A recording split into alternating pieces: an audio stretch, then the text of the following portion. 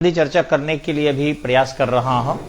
तो आपको एग्रीकल्चर में देखना क्या है कि जितने भी डिजीज होते हैं जो आपके खाद्य कृषि फसल जो है उसे मैक्सिमम जो है आपका फंगस डिजीज होता है। ध्यान रखिएगा, जब भी पूछा जाए कि फसल में कौन सा रोग हुआ है और किस कारण से, तो फंगी के कारण, जिसको हम कवक बोलते हैं, तो मैक्सिमम यानी कि 99% जो है कृषि क्षेत्र में आपका जो बीमारियां होती है वो कवकीय रोग कहा जाता है। और केवल नींबू जो है आपका, उसमें आप कैंकर रोग होता है। ये जो है आपका जो उस पर धब्बा पड़ जाता है। अब रही बात बीमारी, तो फिर चर्चा कर लेंगे हम लोग। थोड़ा सा बता दें, कृषि फसल को हम 3 भागों में बांटते हैं, ठीक है। ऐसे बोने के समय के आधार पर एक को कहते हैं हम लोग रबी फसल, ये सभी को पता होगा। दूसरे को बोलते हैं हम लोग खरीफ फसल, और तीसरे को बोलते हैं हम लोग जायद, ठीक है। अब देखिए होता क्या है कि जो रबी फसल है इसकी खेती जनरली आपको नवंबर दिसंबर में, ठीक है, नवंबर के लास्ट में और दिसंबर में बोया जाता है, और इसकी कटनी कर ली जाती है आपको मार्च में या अप्रैल में। ये कटाई हो जाता है। ध्यान रखेंगे, ये है आपका बुआई और ये है आपका कटाई। तो इस तरीके से बुआई कटाई के आधार पर जो 3 भाग में हमने बांटा है। उसके बाद जब इस फसल की बात आती है तो इसको भी 2 भागों में हम लोग बांटते हैं। जहां तक बुआई की बात है और ये कटाई की बात है, तो बुआई खरीफ फसल का हम लोग करते हैं जून जुलाई में, ठीक है। जून जुलाई जो है ये आपका बोया जाता है, और कटनी होता है आपका नवंबर दिसंबर में। नवंबर दिसंबर में, कई बार अक्टूबर में भी हो जाते हैं, पहले धान किसी का ऊंचा पर है तो हो गया। और जायद फसल जो है आपका, ये इस दोनों के बीच की अवधि में बोया जाता है। इसकी जो बुआई है और ये कटाई अगर हम मान लें तो ये आपके मार्च में लगभग बो दिया जाता है, और कटाई जो है लगभग जून में कर ली जाती है। अब इसमें कौन कौन से फसल आते हैं, तो ध्यान रखेंगे, रबी माने गेहूं होता है। तो रबी के साथ यानी गेहूं के साथ जो जो बोया जाता है, तो हम लोग बिहार से हैं, छपरा से, सबको पता होगा कि गेहूं में धारी दिया जाता है सरसों का या तोरी का। गेहूं में तीसी भी छीटा जाता है, तो तीसी भी हो गया। ठीक इसी ढंग से गेहूं के साथ ही साथ आलू ही बोया जाता है, आलू, तो आलू भी हो गया। आलू में हम लोग पीली दाल यानी बोकला भी बोते, हो गया। मटर भी बोते हैं, हो गया। ठीक उसी समय में हम लोग जो है आपको चना की खेती करते हैं, मसूर की खेती करते हैं। तो ये सारी चीजें आपके रबी फसल के अंतर्गत आ जाता है। अब रहा आपको खरीफ फसल, तो खरीफ माने होता है धान, खरपतवार वाला, याद रखना। तो धान के साथ दिमाग लगाना क्या क्या बोते हैं। तो जब धान बोते हैं तो ज्यादा मकई उसी समय बोया जाता है। मक्का हालांकि दोनों में होता है, आलू में भी देखिएगा डोबा जाता है, लेकिन धान को जनरली हम लोग बोलते हैं खरीफ फसल। रबी में मत मारिएगा, बहुत कम रबी के समय में मक्का बोया जाता है। तो धान के साथ हम लोग बोते हैं मक्का, तो मक्का भी हो गया, मक्का हो गया तो मसूरिया हो जाएगा, उसी के साथ मसूरिया है। रागी हो गया, ठीक है, कोदो हो गया। ठीक इसी ढंग से रहर भी उसी में, अरहर उसी समय बोया जाता है, यानी भादों में ही।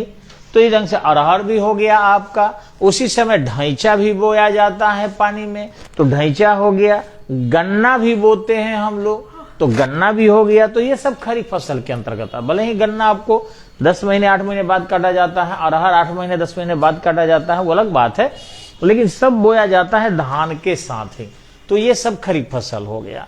और ये जो जायद फसल की चर्चा है, ये दोनों के बीच में देखिएगा। जैसे अभी गेहूं कटा है, तो कटा है तो इसी दौरान लोग खेत पटक के, बारिश नहीं हुआ था, अब मूंग बो दिया। अब मूंग के साथ देखिएगा लोगों ने क्या किया कि तिल बो दिया। तो मूंग हो गया, मूंग के साथ तिल। तिल जो होता है ना वो लाई वही बनता है, आप लोग तिल चोरी खाए होंगे। भूरा वाला तिल, काला वाला तिल, उजला वाला तिल, हर रंग के तिल होते हैं, उसका तेल भी निकलता है, कॉस्टली बिकता है।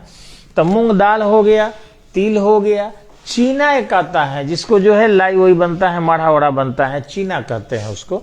तो चीना की खेती करते हैं। खरबूज हो गया, तो अभी खा रहे होंगे बाजार में, तरबूज हो गया, वो भी भाई ये खीरा हो गया, ककड़ी हो गया, ये सारे जो है जायद फसल है जो मार्च के आसपास बोते हैं हम लोग, और फिर मई जून तक उसको खत्म कर देते हैं, तोड़ देते हैं। फिर मई जून में जो है उसमें हम लोग पानी हो जाता है तो धान का अपना खेती करते हैं।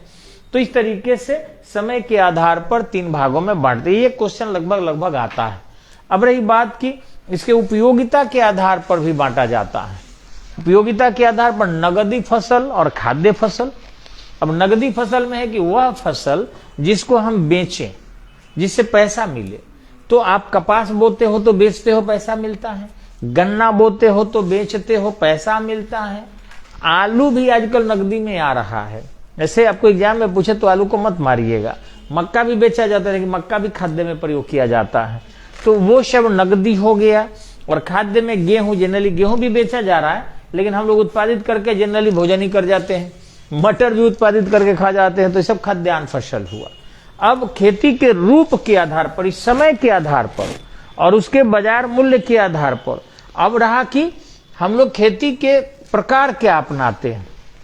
तो ध्यान रखेंगे, कई होता है आपका कि सीजनल खेती, दूसरा होता है कि अनसीजनल खेती, वो भी होता है। आपको बता दें, बंगाल में जाएंगे तो गर्मी के दिनों में धान बोया जाता है, इसको गर्मा धान कहते हैं एकदम से। और बोने का भी तरीका अलग अलग है। मिश्रित खेती, बगानी खेती, सामान्य खेती।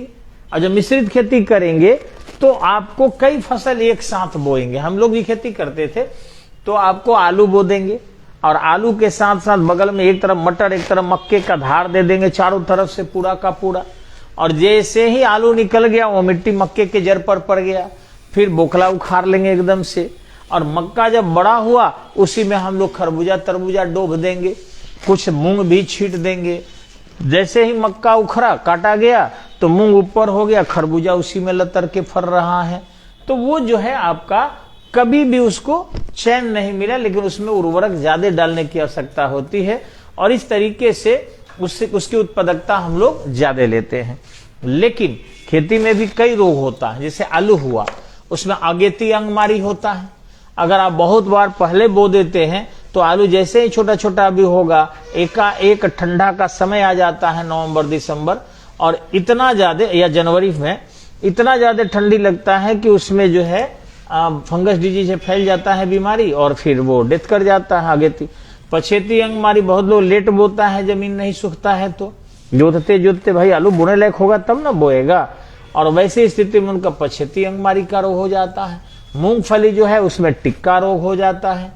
गन्ना में देखिएगा जहां जहां ज्वाइंट होता है वहां से लाल लाल जो है खून की तरफ बहने लगते हैं, इसको गन्ना का लाल सरण रोग कहते हैं, रेड स्पॉट कहते हैं। गेहूं के बाली में देखेंगे आप, खेत में कई बार क्या होता है कि काला काला धूरा भर जाता है, फंगस है वो, जिसको ब्लैक स्मट कहते हैं। कई बार उसमें सफेद सफेद भर जाता है, जिसको व्हाइट स्मट कहते हैं। उसकी चतुराई है कि उस फंगी के लिए दवा न छीटिए, उसको आसानी से पौधे को उखाड़ लीजिए और ले जाके कहीं मिट्टी में दबा दीजिए, या एक जगह कहीं बिटोर कर उसको जला दीजिए। तो वैसी स्थिति में उसका विस्तार नहीं होगा और इस तरीके से आप फसल की अच्छी खेती कर सकते हैं। धान में होता है खैरा रोग, वो जिंक की कमी से होता है। खेत में कई बार जो है जिंक नहीं रहते हैं, ऐसी स्थिति में जो है धान पीला हो जाता है, पत्तियां पीली हो जाती है उसकी। तो ये सब, उसके अलावा गेहूं में कंडवा रोग भी होता है, वो भी वहां पहुंचकर उसको और खा जाता है कीड़े वगैरह।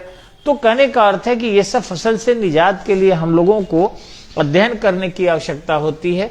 कई बार मृदा जो है अनुर्वर हो जाती है, क्योंकि हमारे यहाँ अनुपात है खेती का कि 4:1 देना चाहिए, यानी 4 किलो अगर यूरिया देते हैं तो 2 किलो क्या देंगे आप, फॉस्फोरस दीजिए। और पोटास जो है NPK होता है, तो इस ढंग से नाइट्रोजन हो गया, फॉस्फोरस हो गया और पोटास NPK, तो के पोटास होता है वो दीजिए 1 kg। तो इस ढंग से 1:2 का 4 या 4:2 का 1। यहाँ उल्टा है आपका, 1 किलो पोटास देते हैं हम लोग तो 2.5 किलो जो है फॉस्फोरस देते हैं हम लोग, और 7.5 किलो यूरिया देते हैं।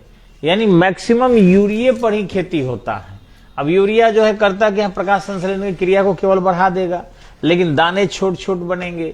तो अपने यहाँ के देखिएगा, फसल के जो गेहूं के दाने हैं छोटे छोटे होते हैं, धान के दाने भी छोटे छोटे होते हैं, क्योंकि लोग पोटास नहीं देता है, कैल्शियम नहीं देता है, या नहीं दिए तो गोबर देना चाहिए कम से कम, जिसको जीवांश कहते हैं। अब जीवांश दीजिएगा नहीं तो वैसी स्थिति में आपके मिट्टी की उर्वरता कम होगी और फिर इसी ढंग से रेह हो जाएगा। अतिशय सिंचाई भी एक समस्या है, कम सिंचाई भी समस्या है। अतिशय सिंचाई भी करते हैं तो उर्वर पदार्थ बह के चला जाता है, या अपटा सींचते हैं तो वो धीरे धीरे नीचे रीस कर आपके जो ऊपरी की अच्छी पदार्थ चली जाती है।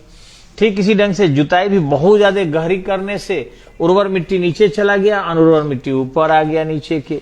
ये बहुत सारी हमारी एग्रीकल्चर में समस्या है। बाकी सिंचाई वगैरह तो है ही, तो इस पर हम सवाल करेंगे इसके बाद, वीडियो के बाद जस्ट। तो अभी तक के लिए इतना ही। नमस्कार। फिर एक एक सवाल थोड़ा बता दीजिएगा आप लोग।